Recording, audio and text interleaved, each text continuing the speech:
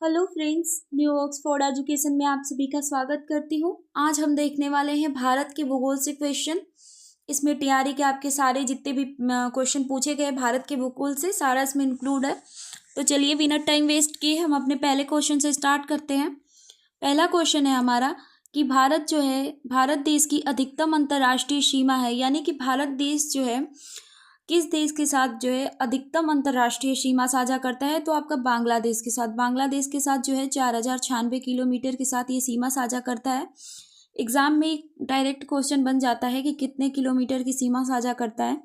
यहाँ पे देखिए आपका भारत की अधिकतम अंतर्राष्ट्रीय सीमा जो है बांग्लादेश के साथ 4096 तथा नेपाल के साथ जो है 1751 किलोमीटर के साथ लगती है। भारत जो है 7 देशों के साथ स्थलीय सीमा साझा करता है।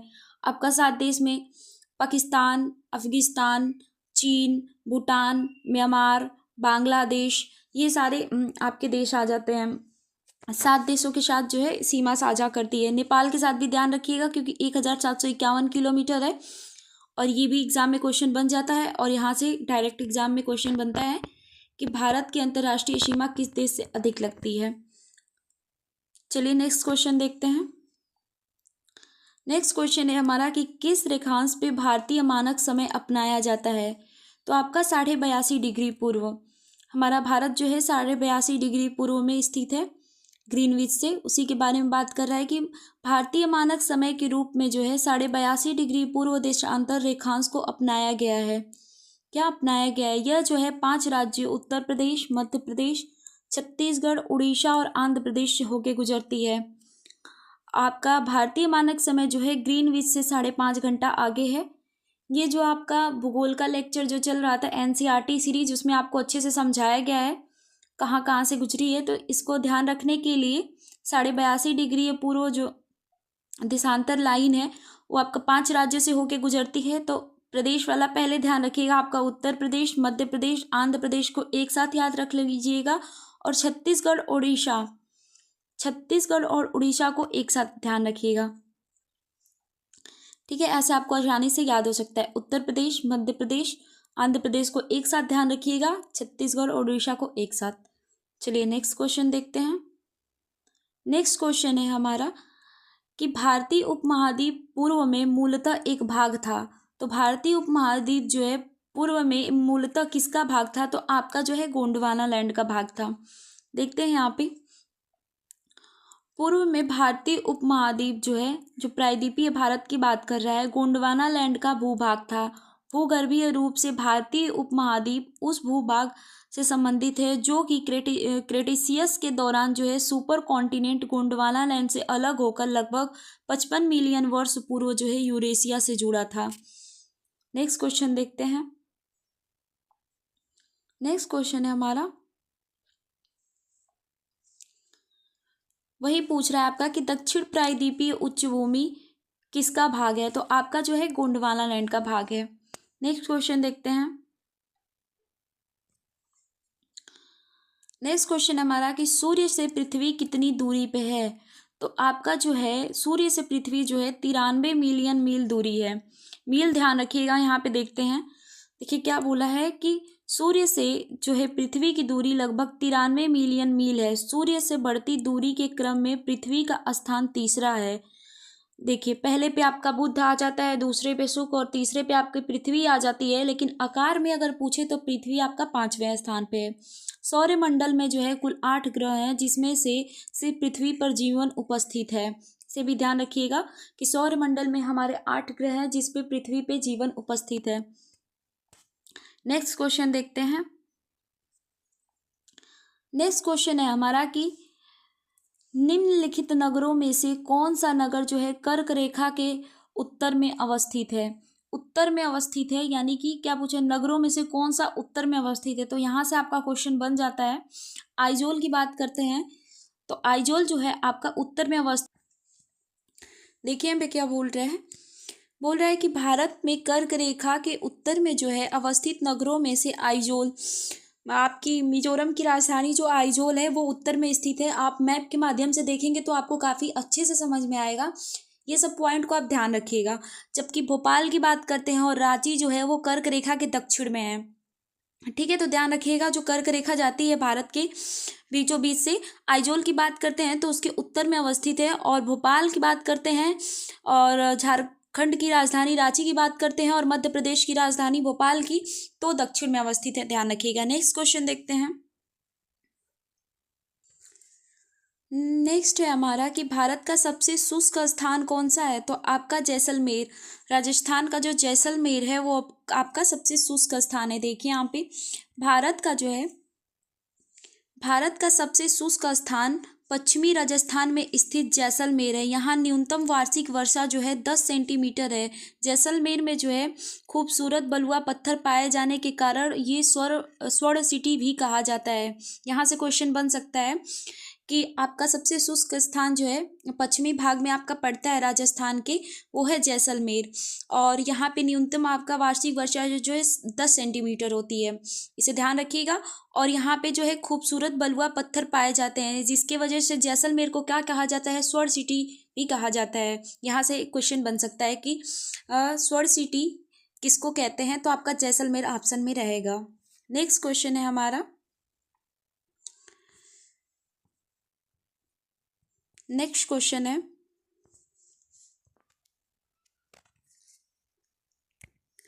कि भारत के कितने राज्यों की सामान्य सीमा जो है कॉमन बॉर्डर की बात कर रहा है, पाकिस्तान एवं बांग्लादेश के साथ लगते हैं। तो देखिए कॉमन बॉर्डर का क्या मतलब यहाँ पे होता है, इसके बोलने का ये मतलब है, देखिए पाकिस्तान वाला क्षेत्र आपका इधर वाला साइड हो गया, और बांग्लादेश जो है आपका इधर वाला साइड हो गया।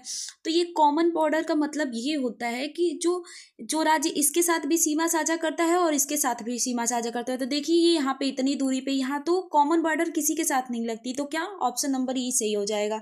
देखते हैं यहाँ पे, देखिए आपका भारत की जो है सीमा 9 देशों के से संलग्न है, जिसमें 7 देश जो है आपके स्थलीय एवं 2 देश से समुद्री सीमा साझा करता है।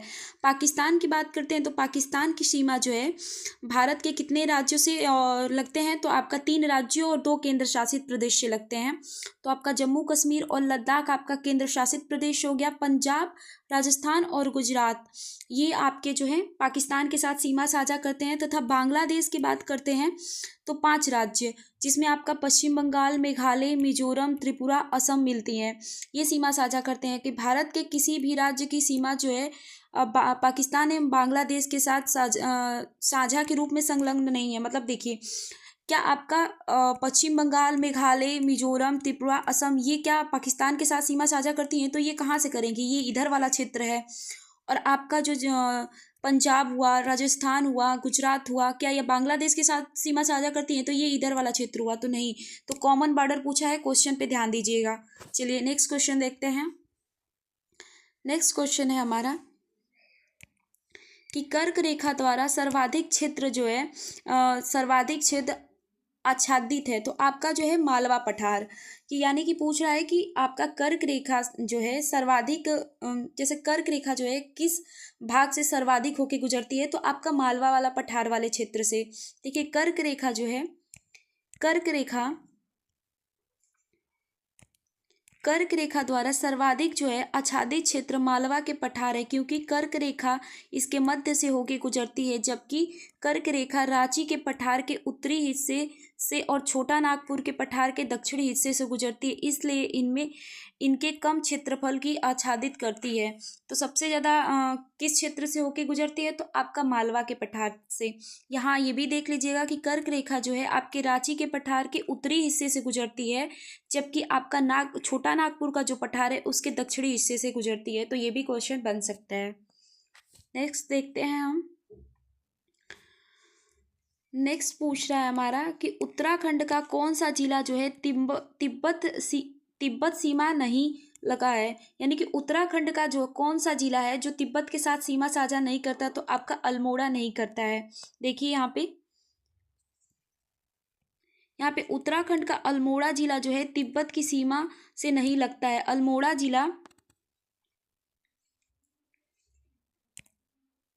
अल्मोड़ा जिला जो है उत्तराखंड के कुमायूं प्रभाग का जिला है। इसका मुख्यालय अल्मोड़ा ही, यह समुद्र तल से जो है 1638 मीटर ऊंचा है। किसकी बात कर रहा है, तो अल्मोड़ा की बात कर रहा है। नेक्स्ट क्वेश्चन देखते हैं।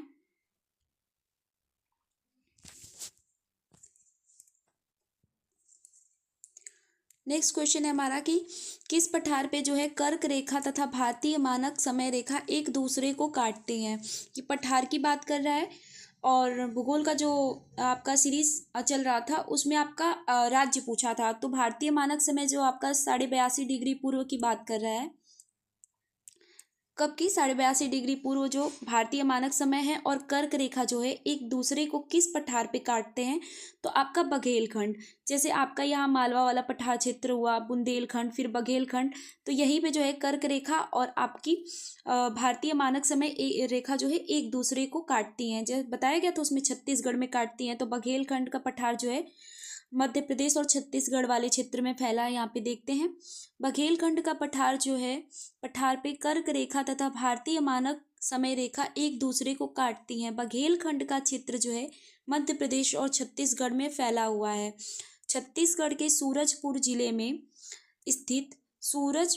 जिले में स्थित महानदी के तट पर भैंसा मुंडा भारत का एकमात्र स्थान है जहां पर कर्क रेखा तथा भारतीय मानक समय रेखा एक दूसरे को काटते हैं।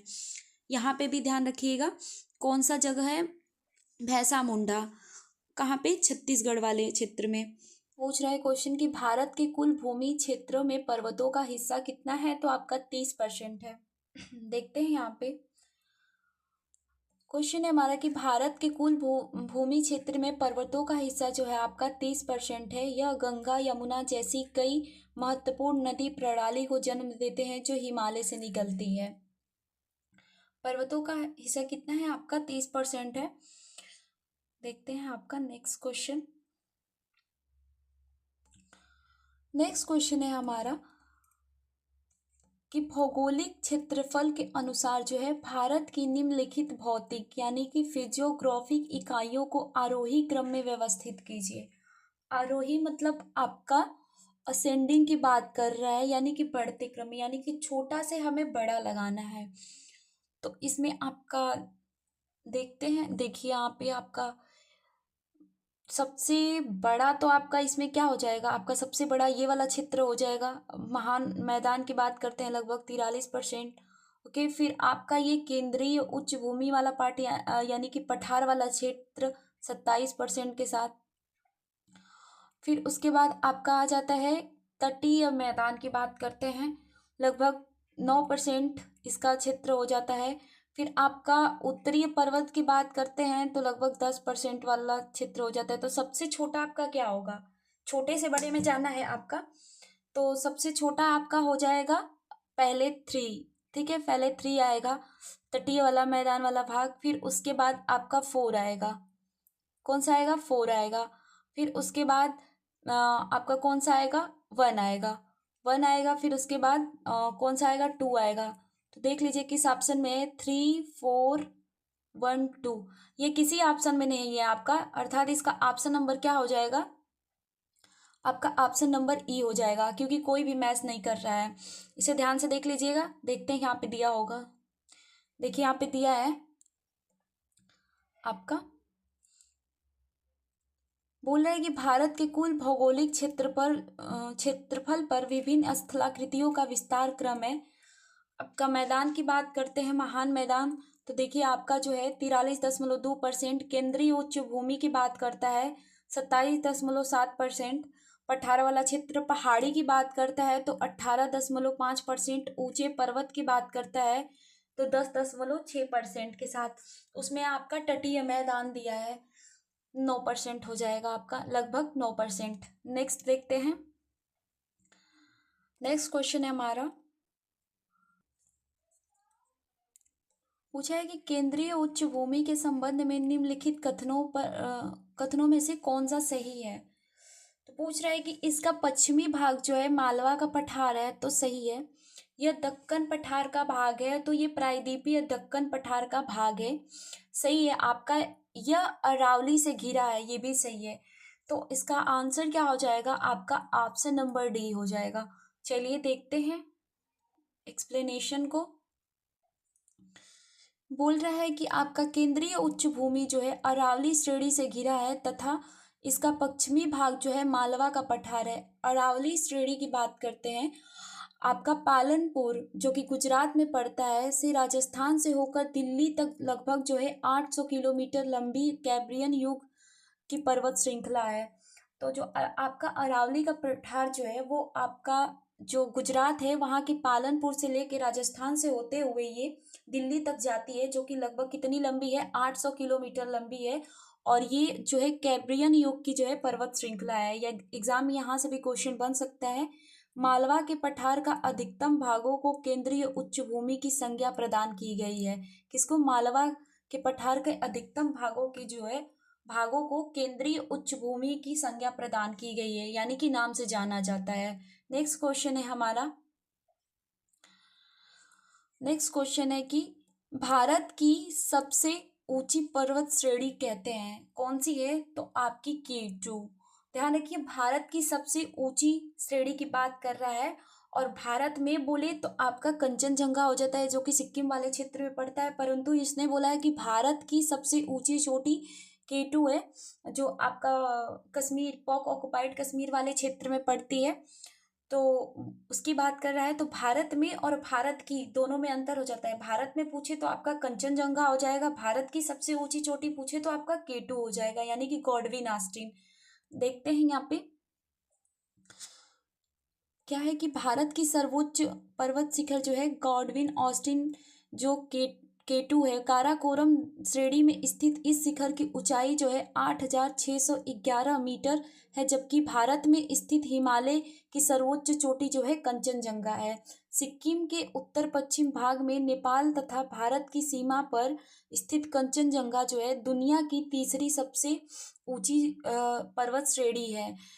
बात करते हैं चोटी की बात करते हैं, यानी कि कंचनजंगा की ऊंचाई की बात करते हैं तो आपका 8,586 मीटर यानी कि 28,169 फीट की ऊंचाई वाली ये चोटी जो है माउंट एवरेस्ट से महज जो है 262 मीटर कम है। किससे? माउंट एवरेस्ट की बात कर रहा है। तो माउंट एवरेस्ट से कितना कम है? आपकी जो कंचनजंगा है तो 262 मीटर की कमी है। और माउंट एवरेस्ट जो है आपकी नेपाल की चोटी है। ये भी एग्जाम में यहाँ से क्वेश्चन पूछता है कि माउंट एवरेस्ट की लंबाई कितनी है, यानी कि ऊंचाई, तो आपका 8,848 मीटर। आप ध्यान रखिएगा, गॉडविन ऑस्टिन कितना है? तो 8,611 मीटर। और आपकी कंचनजंगा की बात करते हैं तो ये 8,586 मीटर। नेक्स्ट क्वेश्चन देखते हैं। नेक्स्ट क्वेश्चन है हमारा कि भारत के पूर्वी घाट की सबसे ऊंची चोटी है कौन सी है? तो आपकी महेंद्रगिरी है। देखते हैं यहाँ पे आपका दिए गए विकल्पों में पूर्वी घाट की जो है सबसे ऊंची चोटी महेंद्रगिरी है। यह चोटी उड़ीसा के गजपति जिले में अवस्थित है। कहाँ पे है इसे भी ध्यान रखिएगा, उड़ीसा के गजपति जिले में अवस्थित है। इसकी ऊंचाई की बात करते हैं तो आपका 1501 मीटर है, जबकि संपूर्ण पूर्वी घाट की सबसे ऊंची चोटी जो है आपका जिंदागीड़ा है। यानी कि आप एनसीईआरटी तो आपका महेंद्रगिरी को ही मानती है और ये इसी को मानेगी, तो इसे ध्यान रखिएगा। आंध्र प्रदेश के विशाखापट्टनम में अवस्थित इस पर्वत की ऊंचाई की बात करते हैं तो 1690 मीटर है। इसे जो है सितंबा कोंडा और अरमा कोंडा के नाम से भी जाना जाता है। देखिए यहाँ पे बन सकता है क्वेश्चन। आपका जो है आपका जिंदागीड़ा की बात करता है तो ये आंध्र प्रदेश के विशाखापट्टनम में अवस्थित है। इसकी ऊंचाई जो है आपका 1690 मीटर है। और यहाँ पे आपका महेंद्रगिरी का जो है 1501, फिर भी जो एनसीईआरटी में महेंद्रगिरी को ही माना जाता है, तो ध्यान रखिएगा। और आपकी किसको बात कर रहा है? तो आपका जो है जिंदागीड़ा को जो है इसे सितांबा कोंडा और अमरा कोंडा के नाम से भी जाना जाता है। नेक्स्ट क्वेश्चन है हमारा।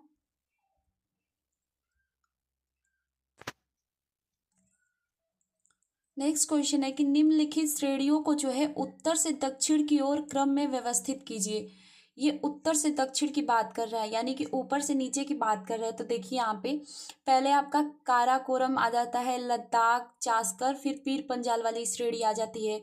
तो पहले नंबर पे आपका काराकोरम हो जाएगा सबसे उत्तर में, फिर उसके बाद दूसरे नंबर पे आपका जो है लद्दाख वाला हो जाएगा, तीसरे नंबर पे आपकी चास्कर और चौथे नंबर पे आपकी पीर पंजाल हो जाएगी। तो क्या बनता है इसका क्रम?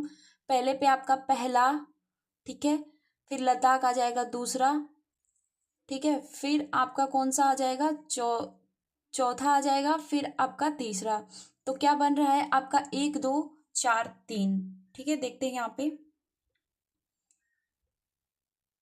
आपका 2 1 4 3 बना था, ये सही है। देखिए यहाँ पे दिया है आपका पहले काराकोरम, फिर लद्दाख, काराकोरम, लद्दाख, जास्कर, पीर पंजाल। जैसे आपको बताया गया कि उत्तर से दक्षिण की तरफ बोला था, तो पहले आपका काराकोरम, फिर लद्दाख, फिर आपका जास्कर और पीर पंजाल आ जाता है। तो पहले आपका काराकोरम, लद्दाख, जास्कर और पीर पंजाल।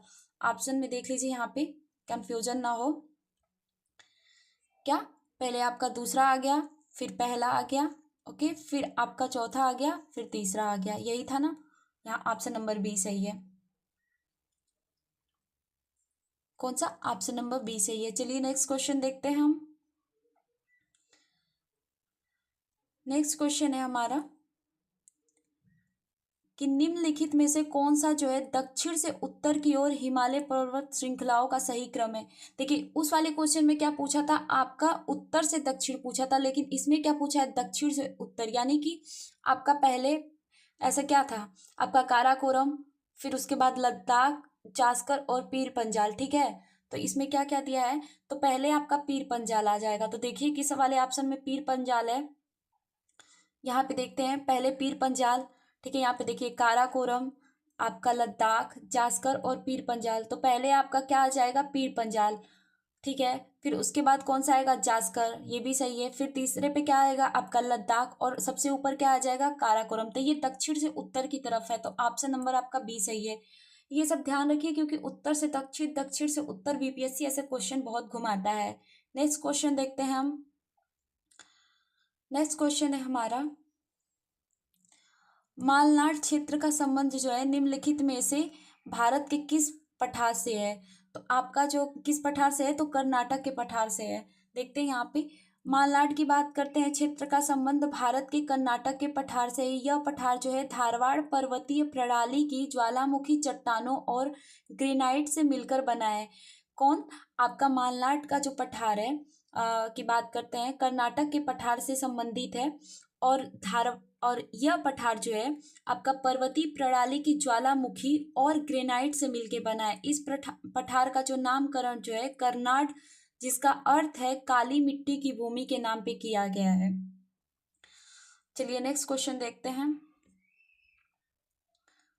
नेक्स्ट क्वेश्चन है हमारा कि सतलुज और काली नदियों के बीच स्थित हिमालय के भाग को निम्नलिखित में से किस नाम से जाना जाता है। तो आपका कुमायूं हिमालय। सतलज और काली नदियों के बीच जो हिमालय है उसे हम कुमायूं हिमालय कहते हैं। देखते हैं यहाँ पे देखिए आप, कुमायूं हिमालय जो है सतलज और काली नदियों के बीच स्थित हिमालय का ही भाग है। इसका पश्चिमी भाग जो है गढ़वाल हिमालय और पूर्वी भाग जो है कुमायूं हिमालय कहलाता है। यह पंजाब हिमालय से अधिक ऊंचा है। नंदा देवी, केदारनाथ, बद्रीनाथ आदि प्रमुख चोटियां इसी भाग में स्थित हैं। किसमें? कुमायूं हिमालय में। यह गंगा यमुना का उद्गम भी यहीं से होता है, कुमायूं हिमालय से। जैसे आपका ये वाला क्षेत्र जो पड़ता है, जैसे कि ये वाला क्षेत्र होता है आपका सिंधु नदी जो है, देखते हैं यहाँ पे, जैसे सिंधु नदी हुई और सिंधु और आपका सतलुज के बीच के हिमालय को हम पंजाब हिमालय या फिर कश्मीर हिमालय कहते हैं। फिर आपका सतलुज और आपका काली नदी के बीच जो है कुमायूं हिमालय, जो कि अभी दिया है, उसे कहते हैं। और आपका काली और तिस्सा के बीच के हिमालय को हम नेपाल हिमालय कहते हैं। और तिस्सा और दिहांग मतलब दिहांग नदी जो है अरुणाचल प्रदेश में ब्रह्मपुत्र के नाम मतलब ब्रह्मपुत्र नदी जो है वो अरुणाचल प्रदेश में दिहांग के नाम से जानी जाती है, उसी की हम बात करते हैं। तो आपका तिस्सा नदी और आपका जो दिहांग नदी है वाले बीच के क्षेत्र को जो है हम असम हिमालय कहते हैं। तो ध्यान रखिएगा, इसमें आपका दिया है सतलुज और काली वाली के बीच वाले क्षेत्र को पूछा है, तो आपका कुमायूं हिमालय हो जाएगा। और यदि आपसे सिंधु और सतलज के मध्य पूछते तो आप उसे पंजाब हिमालय करिएगा, कश्मीर हिमालय भी दिया रहता है। और यदि आपसे सतलुज और काली नदी के बीच वाले क्षेत्र पूछे तो कुमायूं हिमालय, और काली और तिस्सा नदी वाले क्षेत्र को पूछे तो नेपाल हिमालय, और आपका तिस्सा और दिहांग वाले क्षेत्र वाले मतलब तिस्सा और दिहांग नदी के बीच वाले क्षेत्र को जो है हम असम हिमालय कहते हैं, ध्यान रखिएगा। नेक्स्ट क्वेश्चन एग्जाम में वहां से क्वेश्चन बनता है, तो आप ध्यान दीजिएगा। कुमायूं हिमालय जो है उत्तराखंड वाले क्षेत्र में पड़ता है, तो उसी को बोल रहे हैं यहाँ से आपका नंदा देवी, केदारनाथ, बद्रीनाथ आदि प्रमुख चोटियां इसी भाग में हैं, और गंगा यमुना नदी का उद्गम जो है यहीं से होता है। आपको जो एनसीईआरटी की सीरीज चल रही थी उसमें आपको नदियों के बारे में बताया गया है। चलिए नेक्स्ट देखते हैं हम अपवाह तंत्र, प्रमुख घाटियां, प्रपात और झीलों के बारे में। तो चलिए क्या पूछ रहा है कि गंगा के दक्षिणी किनारे में मिलने वाली सबसे बड़ी सहायक नदी कौन सी है। ऑप्शन देखते हैं, तो आपका जो है कौन सी है, तो सोन नदी। इसमें आपका क्या पूछा है, दक्षिण से मिलने वाली पूछा है। देखिए गंगा क्या पूछा है कि गंगा नदी के दक्षिणी किनारे में मिलने वाली सबसे बड़ी सहायक नदी जो है आपका कौन सा है, तो सोन नदी। ऑप्शन के अकॉर्डिंग कौन सी है, सोन नदी है। देखिए गंगा के दक्षिणी किनारे से मिलने वाली सबसे बड़ी नदी जो है आपकी 780 किलोमीटर, वो है सोन नदी। गंगा की लंबाई जो है 2525 किलोमीटर है। यमुना की बात करते हैं तो 1376 किलोमीटर है। गंगा नदी की दाहिनी ओर से मिलने वाली जो है भारत की सबसे लंबी नदी है। कौन सी, यमुना नदी की बात कर रहा है। ये आपका गंगा नदी जो निकलती है, गंगा नदी बहती है, तो इसके दाहिने किनारे से आके प्रयागराज वाले क्षेत्र में यमुना नदी मिल जाती है। कितने किलोमीटर लंबी है ये, आपकी 1376 किलोमीटर की बात करते हैं। और ये जो है गंगा नदी की दाहिनी ओर से मिलने वाली सबसे लंबी नदी है भारत की, इसे ध्यान रखिएगा। गंगा ब्रह्मपुत्र मिलके जो है विश्व का सबसे बड़ा डेल्टा का निर्माण करते हैं, सुंदरबन डेल्टा का। नेक्स्ट क्वेश्चन है हमारा, नेक्स्ट क्वेश्चन है कि आपका शांत घाटी किस राज्य में स्थित है, तो आपका केरल में। फूलों की घाटी की बात करते हैं तो आपका उत्तराखंड में है। पिन वैली की बात करते हैं तो आपका हिमाचल प्रदेश वाले क्षेत्र में है। ये तीनों घाटियों को ध्यान रखिएगा। नेक्स्ट क्वेश्चन है हमारा कि कारगिल की बात करते हैं, किस नदी के किनारे पर स्थित है, तो आपका जो है सुरु नदी के किनारे पे। ये जो है आपका एनसीईआरटी का सीरीज हम इसलिए बोल रहे हैं, देखिए यहाँ से कितना क्वेश्चन बना है। तो एनसीईआरटी की जो सीरीज चल रही थी ज्योग्राफी की, उसमें आप देखेंगे तो बहुत सारे मतलब जो नदी वाला चैप्टर है उसमें दिया है कि कौन से नदी के किनारे कौन सा जगह स्थित है। यहाँ से क्वेश्चन बन जाता है, उसमें मैंने आपको इम्पोर्टेंट के बारे में बताया है, तो उसे ध्यान दीजिएगा। चलिए नेक्स्ट क्वेश्चन देखते हैं हम। और ये भी देख लीजिए कि जो सुरु नदी है वो सिंधु की सहायक नदी है, और कारगिल जो है सुरु नदी के तट पे स्थित है। नेक्स्ट क्वेश्चन है हमारा, नेक्स्ट क्वेश्चन है कि किस नदी के किनारे जो है पश्चिम बंगाल सरकार टी पार्क के रूप में विकसित करने की योजना है। यानी कि किस नदी के किनारे को पश्चिम बंगाल सरकार टी पार्क के रूप में विकसित करने की योजना किए हैं, तो आपका जो है हुगली नदी। इसी के किनारे जो है टी पार्क जो है विकसित किया जाएगा। देखते हैं यहाँ पे आपका पश्चिम बंगाल सरकार जो है हुगली नदी के किनारे जो है टी पार्क के रूप में विकसित करने की योजना किए हैं।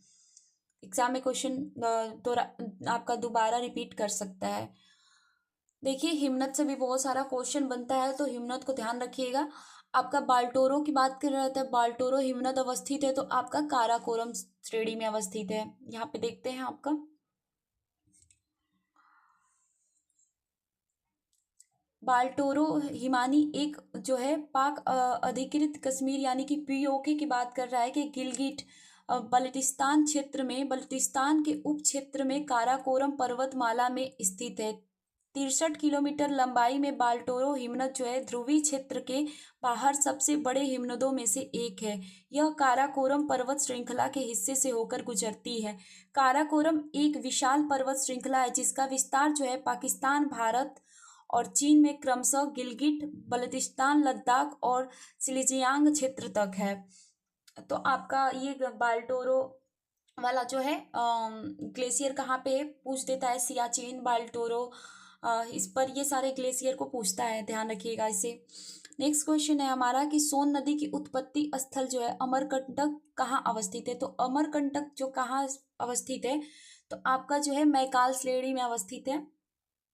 देखिए अमरकंटक जो है एक पवित्र शहर और गंतव्य स्थल है जो मध्य प्रदेश के अनूपपुर जिले में मैकाल पर्वत श्रृंखला पे स्थित है, जो विंध्याचल और सतपुड़ा पर्वत श्रृंखलाओं को जोड़ता है। अमरकंटक की बात करते हैं तो समुद्र तल से जो है 1067 मीटर पर है। यहाँ से नर्मदा व सोन नदी निकलती हैं। देखिए यहाँ पे क्या पूछ रहा है कि ये अमरकंटक जो पहाड़ पठारी क्षेत्र है आपका 1067 मीटर ऊंचा है समुद्र तल से। तो ये भी एग्जाम में क्वेश्चन पूछ सकता है। और ये जो है मध्य प्रदेश के अनूपपुर जिले में मैकाल पर्वत श्रृंखला पर स्थित है। अमरकंटक की बात कर रहा है। यहाँ से जो है आपका ये भी ध्यान रखिएगा, सोन नदी तो निकलती है और नर्मदा नदी भी निकलती है। तो सोन नदी और नर्मदा नदी का उद्गम स्थल क्या है? तो अमरकंटक की पहाड़ी। चलिए नेक्स्ट क्वेश्चन है हमारा। नेक्स्ट क्वेश्चन है कि गंगा नदी के तट पे स्थित शहर। तो गंगा नदी के तट पे स्थित कौन सा शहर है? तो आपका प्रयागराज। देखिए यहाँ पे कानपुर भी दिया जा सकता था, तो इसीलिए मैं बोल रही हूँ कि उस वाले चैप्टर में आपको कराया गया है नदियों वाले में, जो एनसीईआरटी की सीरीज चली थी भूगोल की, उसमें आप एक बार जरूर क्लास को देख लीजिएगा। उसमें आपको समझ में आ जाएगा कि कौन सा शहर किस नदी के किनारे है, और ये काफ़ी इंपॉर्टेंट हो जाता है। देखिए यहाँ पे क्वेश्चन कितनी बार बना है। देखिए पूछ रहा है कि गंगा नदी के तट पे स्थित प्रमुख शहर जो है प्रयागराज, कानपुर, वाराणसी, हरिद्वार। देखिए यहाँ पे दिया है गंगा नदी का उद्गम जो है गोमुख हिमालय में हुआ है, जो भारत की सबसे लंबी नदी बात करते हैं तो 2525 किलोमीटर है। इसका मुहाना जो है बंगाल की खाड़ी है। यह उत्तर प्रदेश के 28 जिलों से होकर गुजरती है। कितने? उत्तर प्रदेश के 28 जिलों से होकर गुजरती है। चलिए नेक्स्ट क्वेश्चन देखते हैं। टोटल 75 जिलों में से हैं, एक अभी आपका अस्थायी जिला बनाया गया है महाकुंभ, उसकी बात हम नहीं कर रहे हैं। तो 75 जिलों में से आपका जो है 28 जिलों से होके गुजरती है। नेक्स्ट क्वेश्चन है हमारा कि कौन सी नदी जो है भारत और नेपाल के बीच सीमा साझा करती है, यानी कि सीमा बनाती है, सीमा बनाती है भारत और नेपाल के बीच। तो इसमें बहुत सारा कन्फ्यूजन हुआ था। तो कौन सी नदी? आपकी काली नदी। ऐसे बताया गया ना, सिंधु और सतलुज, सिंधु और काली नदी के बीच में कौन सा हिमालय है? अरे सॉरी, सतलुज और काली नदी के बीच में कौन सा हिमालय है? तो यही वही वाला क्षेत्र पूछ रहा है कि भारत और नेपाल के बीच जो है कौन सी नदी सीमा बनाती है? तो आपकी काली नदी। चलिए देखते हैं यहाँ पे काली नदी अथवा महाकाली नदी जो है भारत और नेपाल के बीच जो है सीमा बनाती है। 1916 में नेपाल और ब्रिटिश भारत यानी कि ईस्ट इंडिया कंपनी के बीच जो है साइन किए गए थे सुगौली बिहार में के संधि, सुगौली के संधि के तहत जो है काली नदी जो है भारत के साथ नेपाल की पश्चिमी सीमा निर्धारित की गई है। काली नदी को भारत के साथ नेपाल की पश्चिमी सीमा निर्धारित की गई है। तो कौन सी सीमा बनाती है? देखिए किस संधि के तहत? तो सुगौली के संधि के तहत जो है काली नदी को भारत के साथ जो है नेपाल की पश्चिमी सीमा निर्धारित करती है। तो इसे ध्यान रखिएगा, संधि याद रखिएगा, सुगौली संधि। और कब? तो 1916 में। तो नेपाल और भारत के बीच कौन सी नदी सीमा बनाती है? तो काली नदी। चलिए नेक्स्ट क्वेश्चन देखते हैं। नेक्स्ट क्वेश्चन है हमारा कि चाप झील पाई जाती है। तो चाप झील आपकी नदी घाटियों में पाई जाती है। यहाँ पे देखते हैं आपकी चाप झील की बात करते हैं तो नदी घाटियों में पाई जाती है। मैदानी भागों में प्रवेश करने के उपरांत जो है नदी क्षैतिज अपरदन के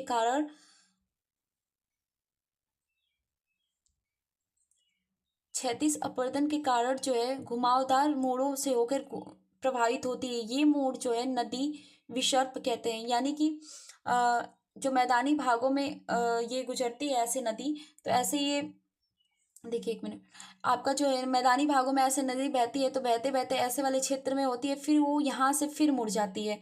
तो यही आपका विसर्प वाला क्षेत्र यही कहा जाता है। तो बोल रहा है कि ये घुमावदार मोड़ों के विस्तृत होने के उपरांत जो है नदी विसर्प को छोड़ के सीधे मार्ग में प्रवाहित होने लगती है। इन विसर्पों में जल भर जाता है से निर्मित झीलों को जो है हम गोखुर झील कहते हैं। ऐसे नदी बहती है, फिर ये मुड़ती है, फिर ऐसे मोड़ बनाती है, फिर इसे ध्यान आता है, फिर ये सीधा मोड़ बनाती है। तो इस वाले क्षेत्र में जो है पानी भर जाता है, जिसे हम गोखुर झील कहते हैं, उसी की बात कर रहा है। नेक्स्ट क्वेश्चन है हमारा। नेक्स्ट क्वेश्चन है कि चिनाब नदी जो है अंततः सिंधु नदी से कहाँ पर मिलती है? चिनाब नदी की बात कर रहा है। तो ये मिथानकोट, पाकिस्तान वाले क्षेत्र का जो मिथानकोट है, देखते हैं आपका चिनाब नदी जो है सिंधु की सबसे बड़ी सहायक नदी है। यह जो है बाड़ा लाचा दर्रे के दोनों ओर से निकलने वाली चंद्र और भागा नामक नदियों के तांडी से मिलने पर बनती है। ये अखनूर यानी कि जम्मू कश्मीर के निकट मैदान में प्रवेश करती है। यह मिठानकोट के पास सिंधु में जाके मिल जाती है। चिनाब नदी बात करते हैं तो चिनाब नदी पर निर्मित महत्वपूर्ण जल परियोजना है, जिसे हम बलगीहार, सलाल और दुलहस्ती, एग्जाम में हमेशा यहाँ से क्वेश्चन पूछता है। परियोजनाओं के बारे में भी पढ़ा दिया गया है, आप उस वीडियो को देख लीजिएगा। नेक्स्ट क्वेश्चन है हमारा, उसमें आपका सब कुछ कवर कर दिया गया है, बस कुछ चैप्टर बचा है उसे भी करा दिया जाएगा। नेक्स्ट क्वेश्चन है हमारा कि निम्नलिखित नदियों में से सबसे बड़ा जलग्रह क्षेत्र किसका है। तो इसमें आपका पेनानी नदी की बात करता है, तो सबसे ज़्यादा जलग्रहण क्षेत्र है ऑप्शन के अकॉर्डिंग। देखते हैं यहाँ पे उपयुक्त दी गई नदियों में से पेनानी की बात करता है तो भरतपूजा नदी का जलग्रहण क्षेत्र सबसे बड़ा है। पेनानी नदी का जलग्रहण क्षेत्र जो है 5397 वर्ग किलोमीटर है। इसके पश्चात पेरियार नदी का जलग्रहण क्षेत्र जो है 5243 वर्ग किलोमीटर है और कालिंदी नदी का जलग्रहण क्षेत्र जो है वो 5179 वर्ग किलोमीटर है। जलग्रहण क्षेत्र विशिष्ट क्षेत्र है। यहाँ पानी जो है नदी द्वारा बहाए जाने वाले पहले, क्या बोल रहे हैं, एक मिनट, विशिष्ट जलग्रहण क्षेत्र है जहाँ पानी नदी द्वारा बहाए जाने वाले पहले एकत्र होता है। तो निम्नलिखित में से पूछा है, यहाँ पे देखिए निम्नलिखित में से पूछा है, यानी कि इन तीनों नदियों में से पूछा है। तो पेनानी जिसे भरत पूजा के नाम से जाना जाता है, जो भरत पूजा नदी है उसकी बात कर रहा है। नेक्स्ट क्वेश्चन है हमारा,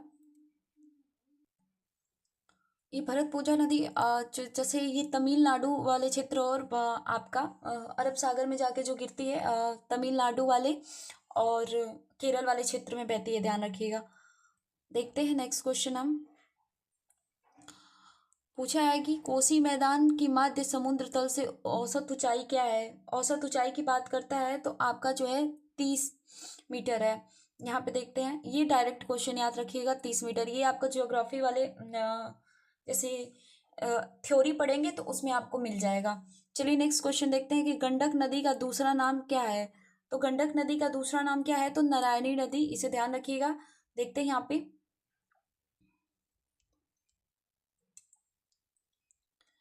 गंडक नदी का दूसरा नाम जो है नारायणी है। इसका उद्गम जो है नेपाल की सीमा के पास तिब्बत में समुद्र तल से जो है 7620 मीटर की ऊंचाई से होता है। यह नदी जो है नेपाल तथा भारत के उत्तरी भाग में बहने वाली महत्वपूर्ण नदी है।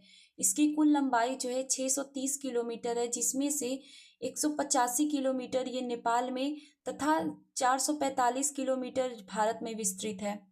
नेक्स्ट क्वेश्चन है हमारा, पूछ रहा है कि स्वर्ण रेखा जो नदी निम्नलिखित में से किस गांव के पास से निकलती है। तो आपका जो है कहाँ से निकलती है, तो नगड़ी गांव से निकलती है। स्वर्ण रेखा नदी जो है झारखंड में रांची के नगड़ी नामक स्थान से निकलती है। एग्जाम में क्वेश्चन दोबारा पूछ सकता है, 69वीं बीपीएससी में पूछा है। तो जो उड़ीसा से गुजरते हुए बंगाल की खाड़ी में गिरती है। इसकी प्रमुख सहायक नदी की बात करते हैं तो राणू, कांची और तथा खरकई है। नेक्स्ट क्वेश्चन है, स्वर्ण रेखा नदी के बारे में पूछ सकता है, तो सहायक नदियों को भी ध्यान रखिएगा क्योंकि इंपॉर्टेंट हो जाता है।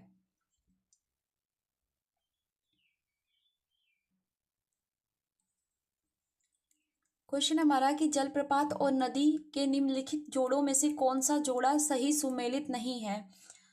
तो सही सुमेलित नहीं है पूछा है, तो आपका जोग जो है शरावती नदी पे बिल्कुल सही है। कपिल धारा की बात करते हैं तो कपिल धारा जो कावेरी नदी पे थोड़ी है, ये नर्मदा नदी पे है, तो ये आपका गलत हो गया। धुआंधार की बात करते हैं तो ये भी गोदावरी नदी पे नहीं है, नर्मदा नदी पे है, तो आपका 2 गलत हो गया। तो नहीं ही पूछा है, तो ऑप्शन नंबर डी सही हो जाएगा, उपयुक्त में से एक से अधिक। देखते हैं, यहाँ पे बोल रहे हैं कि धुआंधार जलप्रपात जो है मध्य प्रदेश के जबलपुर जिले में नर्मदा नदी पे स्थित है, न कि गोदावरी नदी पे। जबकि कपिल धारा की बात करते हैं तो नर्मदा नदी पे स्थित है, न कि कावेरी नदी पे। तो धुआंधार जलप्रपात भी आपका नर्मदा नदी पे है और कपिल धारा भी आपका नर्मदा नदी पे है।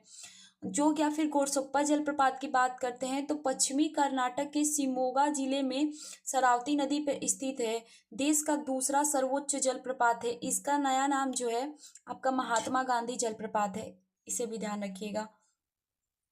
जोग या गोरसप्पा का नया नाम जो है महात्मा गांधी जलप्रपात है और यह जो है देश का दूसरा सर्वोच्च जलप्रपात है। नेक्स्ट क्वेश्चन है हमारा, विश्व का नहीं देश का पूछा है, यानी कि भारत की बात कर रहा है कि लिखा पानी जो हिमनद है भारत के निम्नलिखित में से किस राज्य में स्थित है? तो आपका अरुणाचल प्रदेश में। यहाँ से क्वेश्चन बनता है, देखते हैं आपका। देखिए आपका लेखा पानी हिमनद जो है अरुणाचल प्रदेश में स्थित लेखा पानी दर्रे के पास स्थित है। यह हिमनद जो है उच्च हिमालय में अरुणाचल प्रदेश और म्यांमार के सीमा पर स्थित है। कौन सा? लेखा पानी हिमनद। आपका ज्ञात है कि लिखा पानी असम राज्य के तिनसुकिया जिले में स्थित एक नगर भी है जो कि अपने चाय बागानों के लिए प्रसिद्ध है। तो देखिए ज्ञात है, बोल रहा है कि ज्ञात है कि लिखा पानी जो है असम राज्य के तिनसुकिया जिले में स्थित एक नगर है। क्या? लिखा पानी, जो कि अपने चाय बागानों के लिए प्रसिद्ध है, इसे भी ध्यान रखिएगा। और लेखा पानी हिमनद की बात करते हैं तो ये जो है अरुणाचल प्रदेश और म्यांमार के सीमा पे स्थित है। नेक्स्ट क्वेश्चन है हमारा,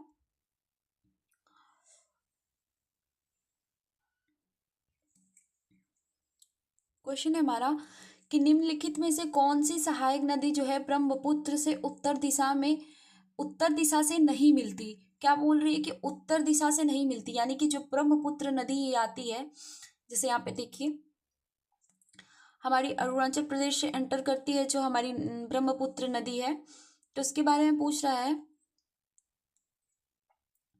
कि उत्तर दिशा से कौन सी नदी नहीं मिलती है, यानी कि ऊपर साइड से कौन सी नदी नहीं मिलती है, नहीं की बात कर रहा है। तो आपका देख लीजिए सुबनसिरी की बात करते हैं और बेलसिरी और मानस, ये तीनों जो है उत्तर से मिलती हैं। ये नहीं की बात कर रहा है तो कौन सा ऑप्शन हो जाएगा? ऑप्शन नंबर ई सही हो जाएगा। इसे भी ध्यान रखिए, इस तरीके से भी क्वेश्चन बन रहा है। यहाँ पे देखिए कि ब्रह्मपुत्र नदी जो है हिमालय के उत्तर में तिब्बत के पठार पर स्थित मानसरोवर झील के पास से निकलती है। कहाँ से? मानसरोवर झील के पास से निकलती है। मानसरोवर से आपका सतलुज, सिंधु और ब्रह्मपुत्र नदियां निकलती हैं। एग्जाम में ये भी क्वेश्चन बनता है। और यह जो है हिमालय के साथ साथ पूर्व की ओर बहती है। यह 3 देशों यानी कि चीन, भारत और बांग्लादेश से होकर प्रवाहित होती है। चीन के तिब्बत के पठार पर इसे सांगपो नदी, अरुणाचल प्रदेश में जो है ये यांगपा दर्रा से जब एंटर करती है तो इसे हम दिहांग नदी के नाम से जानते हैं। असम में इसे हम ब्रह्मपुत्र नदी तथा बांग्लादेश में जमुना नदी के नाम से जानी जाती है। बांग्लादेश वाला क्वेश्चन बना था, देखते हैं ऊपर। जमुना नदी के नाम से जानी जाती है। दिबांग, लोहित, धनश्री, कामेंग, मानस, तिस्सा तथा सुबनश्री की बात करते हैं। नदी जो है ब्रह्मपुत्र के उत्तर दिशा से मिलने वाली नदियां हैं। ध्यान रखिएगा, ये आपको नदियों वाला चैप्टर में मिल जाएगा कौन सी सहायक नदियां हैं ब्रह्मपुत्र की। देखिए यहाँ पे क्या है,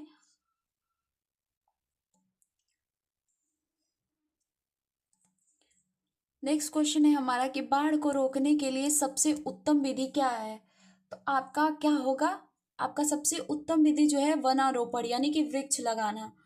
देखिए यहाँ पे इसमें ऑप्शन नंबर ए दिया है, मतलब इसमें बी होगा, इसे ध्यान रखिएगा। देखिए बाढ़ को रोकने की सबसे उत्तम विधि जो है वनारोपण यानी कि वृक्षारोपण है। वृक्ष अपनी जड़ों के माध्यम से बहुत सारा जल अवशोषित करने में सक्षम होते हैं।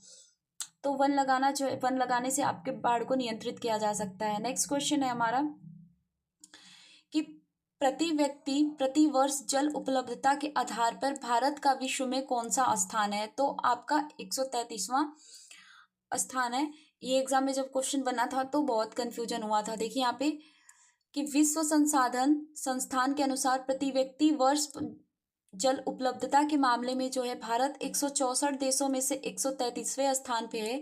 देश में प्रति व्यक्ति प्रति वर्ष जल उपलब्धता मात्र आपका 1544 क्यूबिक मीटर है, जो कि वैश्विक औसत जो है 3000 क्यूबिक मीटर से काफी कम है। तो 133वें स्थान पे है आपका 164 देशों में से। नेक्स्ट क्वेश्चन है हमारा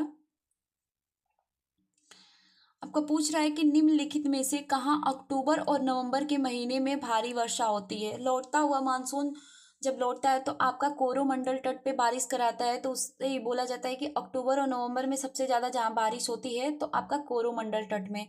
देखिए यहाँ पे अक्टूबर और नवंबर के महीने में लौटते मानसून पवनों के द्वारा बंगाल की खाड़ी से जल वाष्प ग्रहण करने के बाद जो है तमिलनाडु के तटीय क्षेत्र यानी कि कोरोमंडल क्षेत्र में वर्षा होती है, जबकि उत्तर भारत में शीत ऋतु में होने वाली वर्षा जो है पश्चिमी विक्षोभ के कारण होती है, जो रबी फसलों के लिए काफ़ी फायदेमंद होती है। नेक्स्ट है कि जब शीत ऋतु में वर्षा होती है तो अगर वो जो है अक्टूबर नवंबर वाले क्षेत्र में जो वर्षा होती है तो तमिलनाडु वाले क्षेत्र पे होती है, तो वो लौटते हुए मानसून के कारण होती है। और जब इधर आपका पंजाब राजस्थान वाले कुछ क्षेत्र में बारिश होती है उत्तर पश्चिम वाले भाग में, तो वो पश्चिमी विक्षोभ के कारण होती है, जो रबी की फसलों में ठंडी की फसल जो बोई जाती है उसके लिए काफ़ी फायदेमंद होती है। नेक्स्ट क्वेश्चन है हमारा, तो इसे ध्यान रखिएगा कि ये भी क्वेश्चन बन सकता है आपसे कि लौटते हुए मानसून से सबसे ज़्यादा वर्षा कहाँ होती है, तो आपका कोरोमंडल तट पे, ठीक है, तमिलनाडु के तटीय क्षेत्र में। और शीत ऋतु में जो पश्चिमी साइड, भारत के पश्चिमी साइड में वर्षा होती है वो किस कारण होती है, तो पश्चिमी विक्षोभ के कारण क्वेश्चन बन सकता है। नेक्स्ट क्वेश्चन है हमारा, देखिए क्या बोल रहा है कि शीत ऋतु में तमिलनाडु के तटीय क्षेत्र में वर्षा होने का कारण, तो लौटते हुए दक्षिण पश्चिम मानसून, दक्षिण पश्चिम मानसून की बात कर रहे हैं।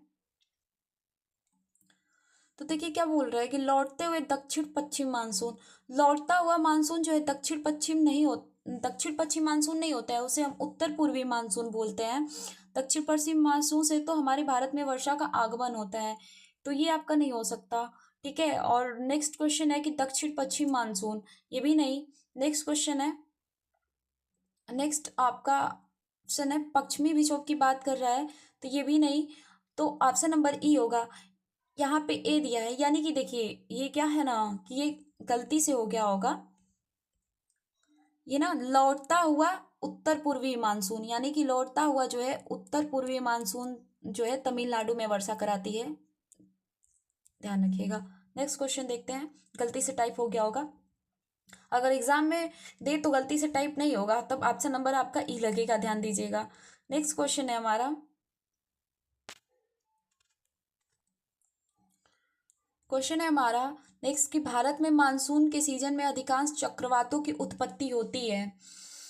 तो चक्रवातों की उत्पत्ति जो है आपका 8 डिग्री उत्तरी अक्षांश से लेके 15 डिग्री उत्तरी अक्षांश के बीच में होती है। जैसे कि आपका ये 0 डिग्री इक्वेटर लाइन है, तो आपका 8 डिग्री उत्तरी अक्षांश से लेके 15 डिग्री उत्तरी अक्षांश के बीच में है जो भारत में चक्रवातों की उत्पत्ति होती है। तो इसमें ऑप्शन में देखिए क्या दिया है, यहाँ पे 8 डिग्री तो दिया है पर 13 दिया है, तो ये गलत हो गया, ये भी गलत हो गया, ये भी, यानी कि ऑप्शन नंबर ई यहाँ पे दिया होगा। देखिए भारत में मानसून सीजन में अधिकांश चक्रवात जो है 8 डिग्री से 15 डिग्री उत्तरी अक्षांश के मध्य पैदा होते हैं। बंगाल की खाड़ी में ज्यादातर चक्रवात जो है अक्टूबर नवंबर के माह में आते हैं। उड़ीसा वाले तट और तमिलनाडु वाले तट पे भारत में चक्रवातों का निर्माण जो है अरब सागर से अधिक जो है बंगाल की खाड़ी में होती है। ये चक्रवात जो है अधिक खतरनाक होते हैं। तो जो अरब सागर में चक्रवात उठते हैं उससे ज्यादा खतरनाक जो है आपका बंगाल की खाड़ी वाले चक्रवात होते हैं। ये अक्टूबर से नवंबर के माह में आते हैं। नेक्स्ट क्वेश्चन देखते हैं। नेक्स्ट क्वेश्चन है हमारा कि आपका हैदराबाद में दक्षिण पश्चिम मानसून की बात करते हैं कि वापसी की सामान्य तिथि क्या है। तो सामान्य तिथि जो है आपका 15 अक्टूबर है, यानी कि लौटने की बात कर रहा है वापसी की। तो ये भी क्वेश्चन बन रहा है, तो ये एनसीईआरटी वाला जो आपका मैप दिया है उसमें सारा समझाया है, तो एक बार समझिएगा उसको। दक्षिण पश्चिम मानसून एक प्रकार की बोल रहा है ये कि दक्षिण पश्चिम मानसून जो है एक प्रकार की मौसमी हवाएं हैं जो हिंद महासागर और अरब सागर की ओर भारत के दक्षिण पश्चिम घाट की ओर बढ़ते हुए भारत पाकिस्तान और बांग्लादेश में जून से सितंबर के बीच बारिश कराती हैं। और आपका यह मानसून जो है अक्टूबर व नवंबर के माह जो है वापस लौटता हुआ मानसून जो है, जिसमें मानसून का निर्वर्तन कहा जाता है। हैदराबाद की दक्षिण पश्चिम मानसून की वापसी की सामान्य तिथि जो है 15 अक्टूबर है। ध्यान दीजिएगा। नेक्स्ट क्वेश्चन है हमारा कि त्रिवार्था के अनुसार जो है भारत की जलवायु किस प्रकार की है। तो आपका उपोष्ण मानसूनी जलवायु है। त्रिवार्था के अनुसार जो है भारत की जलवायु उपोष्ण मानसूनी प्रकार की है। भूमध्य रेखा की दोनों ओर जो है 30 डिग्री से 45 अक्षांशों के मध्य जो है भूमध्य सागरीय जलवायु क्षेत्र विद्यमान है। इसका जो है तब बोल रहा है क्या, समझिए कितना, 30 डिग्री से 45 डिग्री अक्षांशों के मध्य जो है आपका कौन सा जलवायु मौजूद है। तो आपका भूमध्य सागरीय जलवायु क्षेत्र विद्यमान है। इसका विस्तार जो है महाद्वीपों के पश्चिमी क्षेत्रों में पाया जाता है। इस प्रकार की जलवायु जो है ग्रीष्म ऋतु में वर्षा होती है। यहाँ रसेदार प्रकृति के फलों का उत्पादन होता है। भूमध्य सागरीय जलवायु की बात करते हैं तो यहाँ पे आपका रसेदार प्रकृति के फलों का उत्पादन किया जाता है। और बात करते हैं तो आपका कितना बोला है, 30 डिग्री से 45 डिग्री अक्षांशों के मध्य जो है भूमध्य सागरीय जलवायु क्षेत्र विद्यमान है। त्रिवार्था और कोपेन जी के अनुसार जो है आपका एग्जाम में इस बार भी क्वेश्चन पूछ सकता है जलवायु के अनुसार, तो इन दोनों लोगों के बारे में आप देख लीजिएगा। नेक्स्ट क्वेश्चन है हमारा पूछ रहा है कि निम्नलिखित में से कौन सी मध्यवर्ती गंगा मैदान कृषि जलवायु प्रदेश की विशेषता नहीं है। मध्यवर्ती गंगा मैदान के बारे में बात कर रहा है, ये आपका विशेषता नहीं है। तो देखिए नहीं के बारे में पूछा है, तो देखिए यह गंगा और उसकी सहायक नदियों के अपवाह क्षेत्र में स्थित है।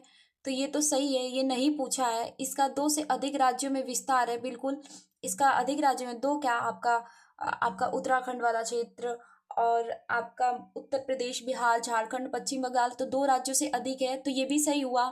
यहाँ प्रतिवर्ष जो है 100 सेंटीमीटर से अधिक वर्षा होती है, तो ये भी सही है। तो नहीं पूछा है तो कौन सा हो जाएगा, ऑप्शन नंबर ए, नहीं पूछा है। देखिए मध्यवर्ती गंगा मैदानी कृषि जलवायु प्रदेश के अंतर्गत जो है पूर्वी उत्तर प्रदेश, बिहार, आपका छोटा नागपुर पठार को छोड़कर के क्षेत्र शामिल है। आपका यह जो है एक उपजाऊ जलोढ़ मैदान है जो गंगा मैदान और उसकी सहायक नदियों के द्वारा बनाया गया है। यहाँ प्रतिवर्ष जो है आपका 75 सेंटीमीटर से 150 सेंटीमीटर तक की वर्षा होती है। और उपरोक्त सभी विकल्प के मैदान मतलब सभी बोल रहा है कि उपरोक्त सभी विकल्प जो है गंगा के मैदानी कृषि जलवायु प्रदेश की विशेषता है। मतलब यही बोल रहा है उपयुक्त में से उपयुक्त में से कोई सही नहीं होगा, क्योंकि ये नहीं पूछा है तो इसमें से सब सही होगा। देखिए यहाँ पे आपका 75 सेंटीमीटर से 150 सेंटीमीटर तक वर्षा होती है, यहाँ पे 100 से अधिक बोला है तो ये सही है। 2 से अधिक राज्यों में विस्तार है और यह गंगा और उसकी सहायक नदियों के अपवाह क्षेत्र में स्थित है, तो ये भी सही है। तो नहीं वाले क्वेश्चन पे बिल्कुल ध्यान दिया करिए, क्योंकि आपको लगेगा कि ये विशेषता पूछा है और आप कुछ और आंसर लगा देंगे। तो एक बार नहीं वाले क्वेश्चन पे ध्यान दीजिएगा और क्वेश्चन को बिल्कुल आराम से पढ़िएगा। चलिए देखते हैं फिर त्रिवार्था साहब के बारे में आ गया। देखिए इन्होंने बोला है कि जीटी जो है त्रिवार्था के अनुसार जो है भारत में एम प्रकार की जलवायु वाला क्षेत्र है। तो कौन सा है आपका पश्चिमी घाट वाला क्षेत्र पड़ जाता है एम प्रकार की जलवायु। देखिए मैं इसीलिए आपको बोल रही हूँ बार बार पढ़ने के लिए कि जो एनसीईआरटी की सीरीज जो चली है आपकी, उसमें जो है आपका सब कुछ कवर किया गया है कि कौन सी जलवायु कहाँ पाई जाती है। तो एक बार आप उसे भी एग्जाम से पहले देख लीजिएगा, क्योंकि काफ़ी हेल्पफुल रहेगा आपके लिए। उसमें सब कुछ कवर किया गया है जो एनसीईआरटी की सीरीज चल रही थी। तो चलिए देखिए क्या बोल रहा है ये।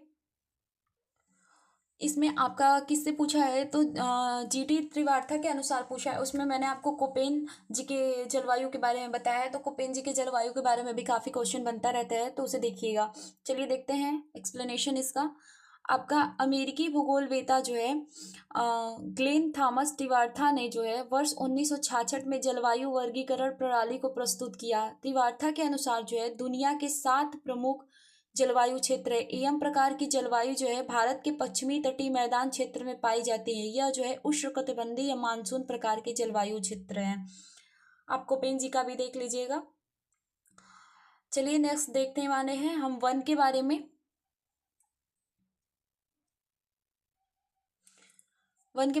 तो चलिए हम वन वाले क्षेत्र को कल कवर करेंगे। आपको बताइएगा क्लास कैसी लगी और आप अपना प्रैक्टिस करते रहिए। चलिए मिलते हैं नेक्स्ट क्लास में। Thank you so much.